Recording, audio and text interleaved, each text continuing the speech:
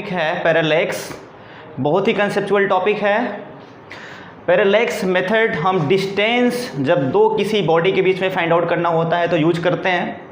इसके पहले आपने डायरेक्ट मेथड से डिस्टेंस को फाइंड आउट कर रखा है। अगर स्केल है तो स्केल से हम कैसे डिस्टेंस मेजर करते हैं, वर्नियर कैलिपर्स एंड स्फीरोमीटर जिसको हम एस्को गेज भी कहते हैं। आप इन सब इंस्ट्रूमेंट से डिस्टेंस ऑलरेडी फाइंड आउट कर चुके हो। अब बेटा आपको पैरेलैक्स मेथड से किन्हीं दो बॉडी के बीच में डिस्टेंस फाइंड आउट करना है। तो सबसे पहले मेरे दिमाग में ये क्वेश्चन आता है कि आखिर पैरेलैक्स ऐसा कौन सा मेथड है जिसकी हम हेल्प से किन्हीं दो बॉडी के बीच का डिस्टेंस फाइंड आउट कर सकते हैं। तो सबसे पहले मैं आपको ये बताना चाहूँगा कि बेटा अगर आपके पास ये पेन है और आपको बताना है कि इस पेन की सेपरेशन मेरी आंख से कितना है, तो सिंपली हम पैरेलैक्स मेथड यूज करके इस मार्कर की सेपरेशन हम यहाँ से बता सकते हैं। ठीक है, अब आप कैसे बताएंगे? तो सबसे पहले हम ये सपोज करेंगे कि हमारी जो लेफ्ट आई है ओपन है बट राइट आई क्लोज है। एक ऑब्जर्वेशन आपको मिल गया। फिर अगेन इस प्रोसेस को रिपीट करना है बट इन अपोजिट केस। इसके बाद हम राइट आई को ओपन रखेंगे, लेफ्ट आई को क्लोज करेंगे। फिर से आपको मिलेगा एक ऑब्जर्वेशन और आपको इस ऑब्जर्वेशन में जो पोजीशन ऑब्जेक्ट की ये शिफ्ट होते हुए दिखेगा। जो पोजीशन ऑब्जेक्ट की शिफ्ट हो रही है दैट इज कॉल्ड पैरेलैक्स। इसी को हम बोलते हैं parallax.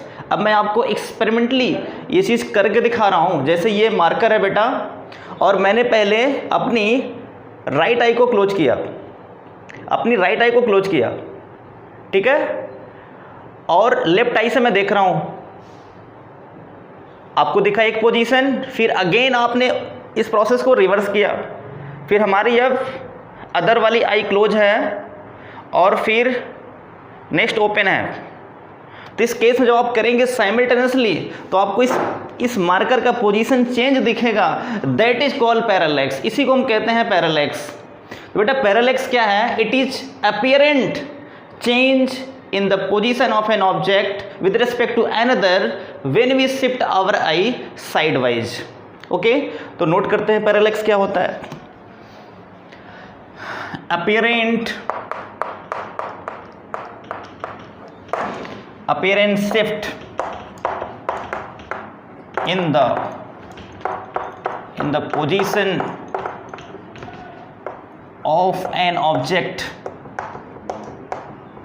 of an object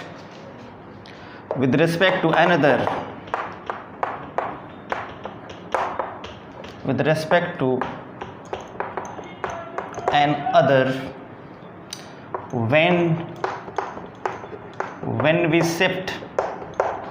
when we shift our eye sidewise. This is parallax. बेटा बहुत ही सिंपल कॉन्सेप्ट है। अब पैरेलैक्स हम डिस्टेंस को चल रहे हैं मेजर करने के लिए। तो first of all we have to consider this is a pen. ये बेटा पेन है, ये मैंने सपोज किया कि ये पेन है, this is a pen. Okay, अब आपके पास दो ऑब्जर्वेशन पॉइंट है, left eye and right eye. अभी पेन ये मार्कर आपके सामने था, ये लेफ्ट आई एक ऑब्जर्वेशन है और राइट आई अदर ऑब्जर्वेशन है। और यहाँ से इस मार्कर का सेपरेशन यूँ आप निकालेंगे और यहाँ से यूँ निकालेंगे। तो कहने का मतलब बेटा मैंने यहाँ पे सपोज किया this is left observation point and this is right observation point. और ये दोनों पॉइंट्स कुछ न कुछ यहाँ पे एंगल बनाएंगे। कहने का मतलब अगर आप तुम ऐसे इसको मिलाओगे तो यहाँ से एंगल बनेगा, इस पॉइंट से एंगल बनेगा। This angle is called parallax angle. इसे हम थीटा को बोलते हैं parallax angle. Parallax angle, this is parallax angle. बेटा ये दो ऑब्जर्वेशन पॉइंट है, left eye and right eye. इसके बीच का सेपरेशन मैंने सपोज किया small B, that is called basis. इस बी को हम बोलते हैं बेसिस। बेसिस, अब बेसिस क्या होता है, बेसिस को डिफाइन कर लेते हैं। बेटा बेसिस का मतलब ये है कि the distance between two different observation point, the distance between two different observation point, the distance between two different observation point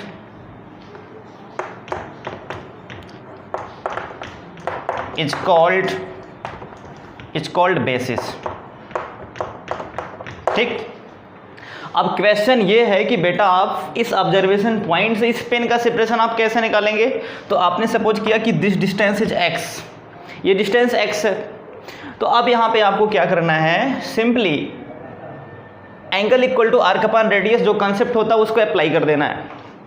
angle equal to arc divide by radius.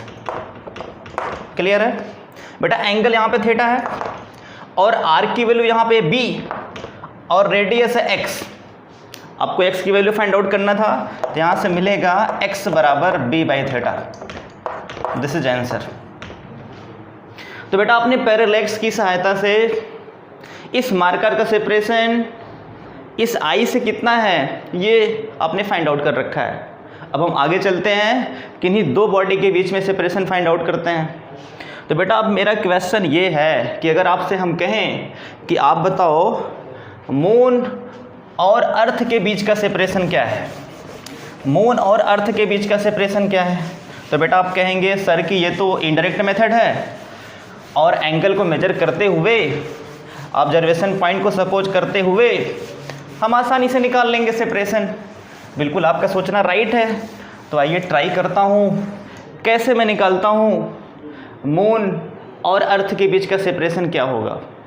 बहुत सिंपल है बेटा, आपका टॉपिक है द डिस्टेंस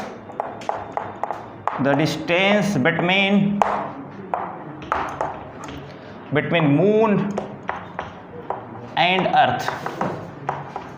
ये है moon और अर्थ के बीच का आपको सेपरेशन फाइंड आउट करना है। तो सबसे पहले we have to consider this is earth. ये मैंने सपोज किया बेटा ये अर्थ है, ये अर्थ, राइट। अब इसके बाद ये मैंने सपोज किया दिस इज मून, ये मैंने मून सपोज किया। ओके, आपको बताना है कि मून और अर्थ के बीच का सेपरेशन क्या है, ये पूरा डिस्टेंस फाइंड आउट करना है। तो सबसे पहला पॉइंट हम क्या सपोज करते हैं, observation point on the surface of earth. Okay, तो हमारा जो पहला बेटा कंसिडरेशन होगा वो ऑब्जर्वेशन पॉइंट होगा। तो मैंने सपोज किया we have assumed that here two observation point just like L and R. Okay, and also we have to consider both point is very close to one another। मतलब ये बेटा point बहुत ही पास में है, ऐसा नहीं कि बहुत दूर दूर पॉइंट है, ये बहुत ही पास में है। अब क्या करेंगे, हम इसको यहाँ से मिलाएंगे, इसको यहाँ से मिलाएंगे। ओके, और बेटा आपको पता है कि ऑब्जर्वेशन पॉइंट के जो बीच का सेपरेशन है इसको हम कहते हैं B। This is called basis. We have to already study about basis. और R के बीच का सेपरेशन यहाँ पे B है, बेसिस। आपको बेटा x की वैल्यू फाइंड आउट करनी है, क्योंकि जो ये स्ट्रेट डिस्टेंस होगा ये इसके बराबर होगा, L M के बराबर होगा, ये M B सेपरेशन। ठीक है, क्योंकि पॉइंट बहुत पास में है, राइट। अब अगेन हम एक एजम्पशन और यहाँ पे अटैच करते हैं। That assumption is very conceptual. बेटा we have to consider this is distant star, this is distance star S dash. ये मैंने एज्यूम किया कि डिस्टेंट स्टार कोई S है। ओके, तुम लेफ्ट से इस स्टार को यहाँ पे देख रहे हो, सीधा दिखेगा। अगर तुम यहाँ से देखोगे तब भी भैया आपको सीधा ही दिखेगा। अब आप कहेंगे सर क्यों सीधा हमको दिखेगा, सीधा क्यों दिखेगा? तो मैं आपको एक एग्जांपल दे रहा हूँ। जैसे आप लखनऊ से स्टार्ट की अपनी ट्रेवलिंग बाई ट्रेन और आपको दिल्ली जाना है। आपने अपनी ट्रेवलिंग नाइट में 12 बजे स्टार्ट किया। ओके, और हम ये सपोज करते हैं कि मून एकदम फ्रंट में आपको दिख रहा था, लेफ्ट में। ठीक है, तो जब आप दिल्ली पहुंचेंगे भोर में 4 बजे तब भी आपको मून लेफ्ट में दिखेगा। ऐसा क्यों? क्योंकि डिस्टेंस बहुत ज़्यादा है। जब डिस्टेंस बहुत ज़्यादा होता है तो चीज़ें हमको स्ट्रेट दिखती हैं। ओके, क्योंकि बेटा ये डिस्टेंट स्टार है, ये बहुत दूर है, इस मून से बहुत दूर है। इसका मतलब जो यहाँ से ऑब्जर्वेशन होगा वही सेम ऑब्जर्वेशन यहाँ से भी आपको दिखेगा। कॉन्सेप्ट क्लियर है? इसका मेन मतलब ये है कि डिस्टेंस ज़्यादा होने के बाद हमको चीज़ें स्ट्रेट दिखने लगती हैं। अब आप ये बताओ, इस एंगल को हम मेजर कर सकते हैं। इसको मैंने मान लिया दिस इज φ1, ये एंगल φ1 है, तो ये लाइन और ये लाइन दोनों पैरेलल है, तो ये भी एंगल हो जाएगा φ1। This angle is also φ1, alternate angle. अब अगेन हम इस एंगल को मेजर कर सकते हैं, दिस इज φ2। तो बेटा इस केस में क्या होगा, अगर ये एंगल φ2 है तो ये भी एंगल अल्टरनेट वाले कंसेप्ट से φ2 हो जाएगा। अब ये पूरा नेट एंगल कितना हुआ, तो बेटा यहाँ पे जो φ1 प्लस φ2 है, φ1 plus φ2, this is parallax angle, this is parallax angle, right. अब बेटा यहाँ पे आपको वही सेम कंसेप्ट अप्लाई कर देना है, angle equal to arc upon radius. तो एंगल इक्वल टू होता है आर्क डिवाइड बाय रेडियस।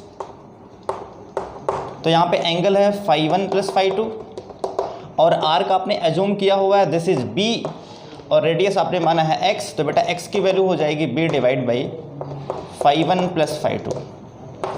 ये हो गया आंसर, बहुत ही सिंपल है। ऐसे बेटा अगेन आप ये बता सकते हो कि distance between earth and distant star कितना होगा। अगेन नेक्स्ट टॉपिक है distance between earth and near star, इसके बीच का सेपरेशन क्या होगा, अब आपको ये फाइंड आउट करना है। Distance between earth and near star, ये फाइंड आउट करना है, ठीक है। तो सबसे पहले हम ये सपोज करेंगे कि बेटा ये सन है, दिस इज सन, और इसके अराउंड जो अर्थ ये रिवॉल्व कर रहा है इस तरीके से। यहाँ पे एक पोजीशन होगी अर्थ की, ठीक है, और अदर पोजीशन हम ये एज्यूम कर सकते हैं, अर्थ की दो पोजीशन यहाँ पे है।